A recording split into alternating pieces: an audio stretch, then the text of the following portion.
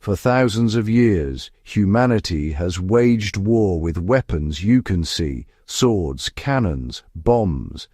But in the darkest chapter of the 20th century, the most decisive battles weren't fought on beaches or in the skies. They were fought in silence, in rooms filled with brilliant minds attacking an enemy they could never touch, an enemy made of wheels, wires, and mathematical impossibility. This is the story of how a group of extraordinary people broke the unbreakable, saw the invisible, and changed the course of human history without firing a single shot.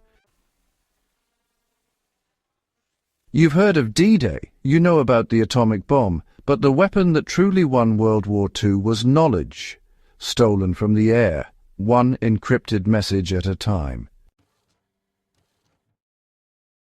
The work was relentless. Codebreakers operated in 8-hour shifts, round the clock, racing against time because German settings changed at midnight.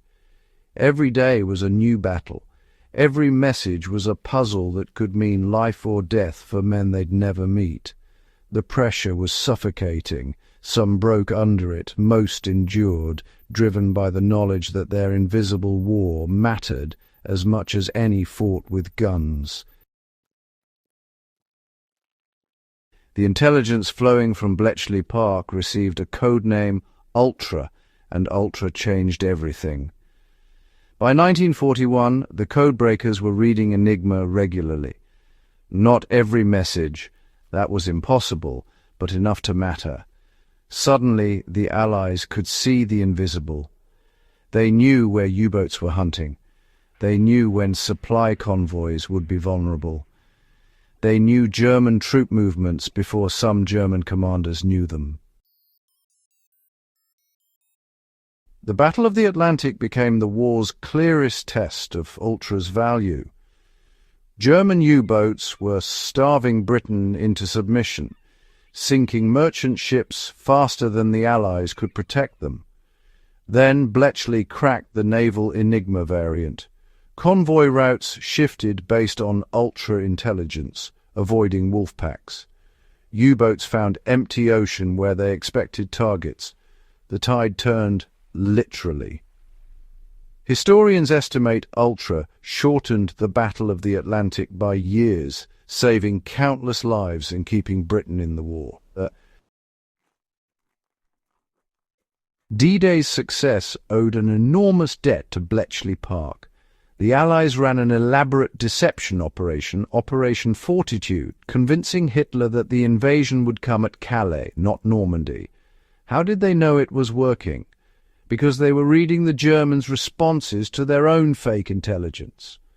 Ultra showed that Hitler was hoarding troops in the wrong place, convinced by phantom armies that existed only in radio traffic and dummy tanks.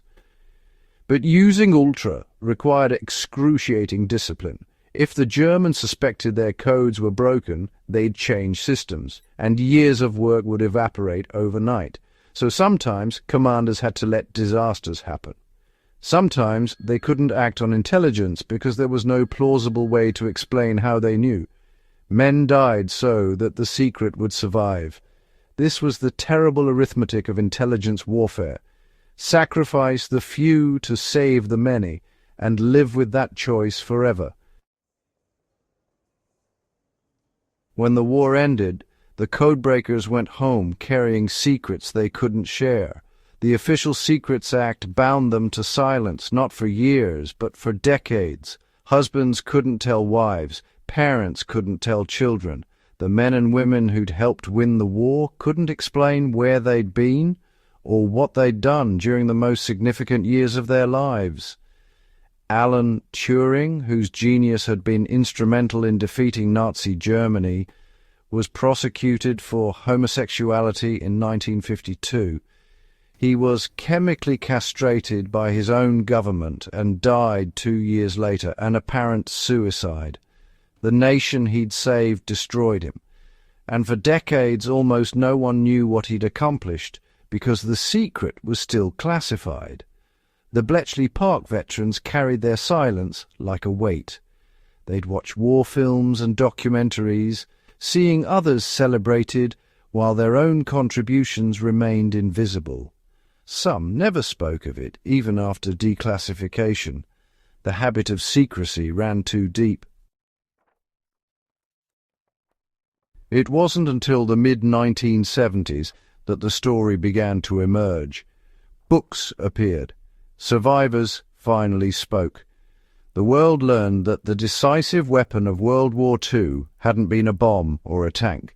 It had been mathematics wielded by brilliant people who'd fought their war in silence. The recognition came too late for many. Too late for Turing, who died disgraced and forgotten. Too late for countless others who never lived to see their work acknowledged. But eventually, the truth surfaced. Bletchley Park had shortened the war by an estimated 2 to 4 years. Millions of lives saved. The course of history altered. All from minds fighting an invisible enemy. Today, Bletchley Park is a museum. You can walk through the huts where codebreakers worked, see reconstructed Bombes clicking through their rotations, touch the history that was hidden for half a century. The site has become a pilgrimage for computer scientists, cryptographers, and anyone who understands what happened there. Because what happened at Bletchley Park wasn't just about winning a war, it was the birth of modern computing. Turing's theoretical work on computation, developed while breaking Enigma, laid the foundation for every computer you've ever used. The Colossus computer, built at Bletchley to crack the even more complex Lorenz Cipher, was the world's first programmable electronic digital computer. The information age began in those huts fighting Hitler. The lessons of Bletchley Park echo through every modern conflict. Cybersecurity, encryption, signals intelligence, all of it descends from the invisible war fought between 1939 and 1945. Today's hackers and cryptographers walk paths pioneered by people like Joan Clarke and thousands of others whose names we'll never know. There's something profound in this story about the nature of heroism. We want our heroes visible. Soldiers storming beaches, pilots in dogfights, generals commanding armies. But some of the greatest heroes in history sat in uncomfortable chairs, staring at incomprehensible letters, pushing their minds to the breaking point, and saving the world one decrypted message at a time. They couldn't wear their heroism on their sleeves. They couldn't tell stories at dinner parties. They lived with the loneliness of knowing their contributions would never be acknowledged, and they did the work anyway. That's a different kind of courage, the courage to be essential and invisible simultaneously. The codebreakers of Bletchley Park proved that wars aren't won only by the strongest or the bravest. Sometimes they're won by the smartest, working in silence, seeing what others can't see, and using that vision to change everything. This story of genius, sacrifice, and the invisible war that saved millions deserves to be remembered and shared. If you want to uncover more hidden chapters of human history, the breakthroughs, the heroes, and the moments that changed everything, subscribe to Through Time. Hit that notification bell and share this story, because the past is filled with lessons about what humans can achieve when we put our minds to seemingly impossible challenges. Together, we keep these stories alive.